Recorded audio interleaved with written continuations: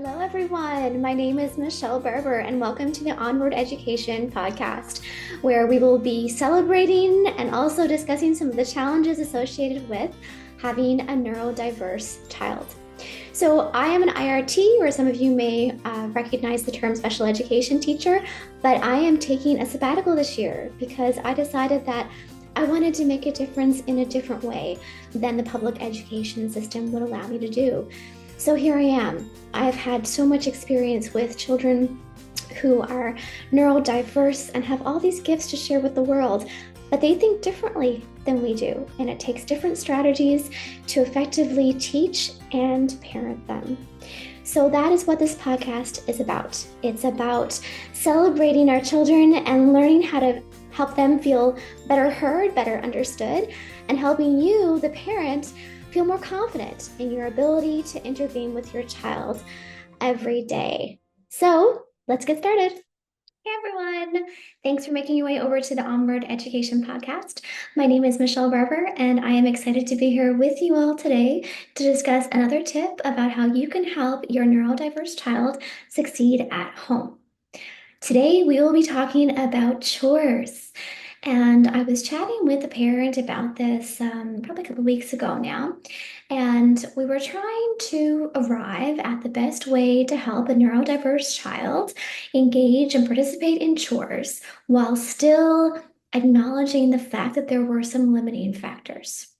So that was her question to me. That's what we discussed during our consultation. So I'm going to share with you some principles that you can consider and some strategies that you can implement when you are planning out chores in your household and ensuring that your neurodiverse child is included in those chores to feel a part of the household and to make sure that they are contributing, because that's important. We all need to feel that we're contributing to the home.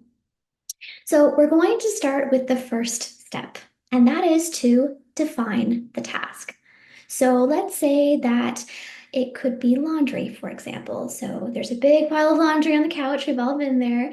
And the chore to get done is to fold the laundry. So that sounds like a very easily defined task. But if you don't have the conversation with your child, then it's not always as obvious as you think. So I would recommend sitting down with them and saying, okay, the laundry is the chore for today. It's the one that was assigned to you.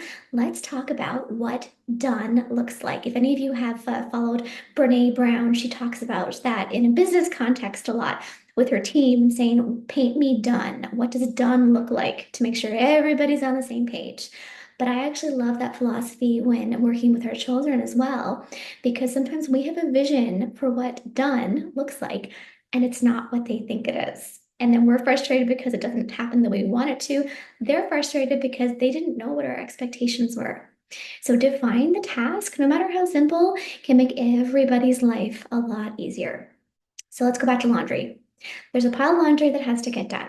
So you can ask your child, how long do you think it's going to take you to complete this task? And be ready for all of the answers because they might not know, especially if it's not something they're used to doing. They might say, oh, this is going to take 5 minutes, or they might say, oh, this is going to take an hour. So be ready for all the answers, and then talk through why. Okay, so we can just toss it all in the basket and throw it in the room. Okay, but that's not what done looks like.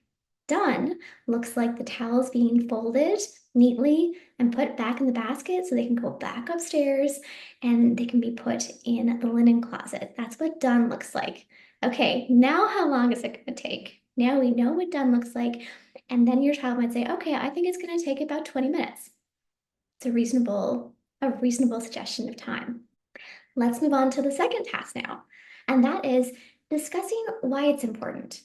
So why is it important to have the laundry folded and brought upstairs, put in the linen closet, instead of keeping all the towels all over the living room or all over the couch, wherever they might be?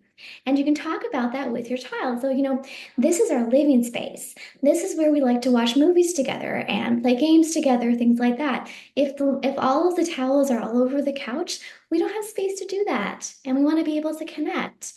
And you might even say, if you want to bring your video games down here, or if you want to bring a friend over, there's not really any space to play. So it's important to fold the laundry because we want to have the space available to spend time with friends and family in. The third step is then asking what your child is capable of.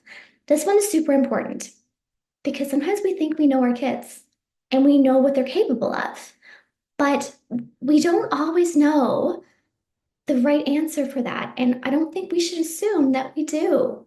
It's not serving our children when we do that.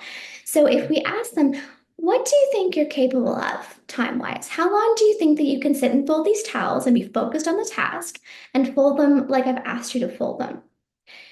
And again, be ready for all the answers. They might say, oh yeah, no, I can sit down and do this for 20 minutes. I'm good. Yeah. Or they might say 3 minutes. After 3 minutes, I know I'm just going to start talking them in. It's not going to look good anymore.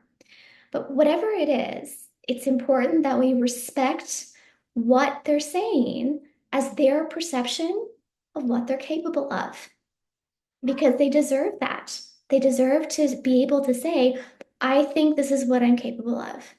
That doesn't mean that we can't push our children to try a little harder and be able to do more things, but it's important that we respect their answer on this one, especially when we're trying to get them to participate in chores and feel like they're contributing to the household. So after they've given you a time frame, so if they've said, I think I can do this for 2 minutes, and we've already established in step one, it's going to take 20 minutes. Okay, well then we need to plan 10 2-minute sessions of folding between now and lunchtime, for example, or between now and supper time when we know we're going to be doing a family activity in the living room. So asking them what they're capable of, respecting what their answer is, and then developing a plan together is our fourth step, saying, well, in that case, if it's 2 minutes, we have to plan we have 10 2-minute segments of folding to make sure that your chore gets done the way it's supposed to.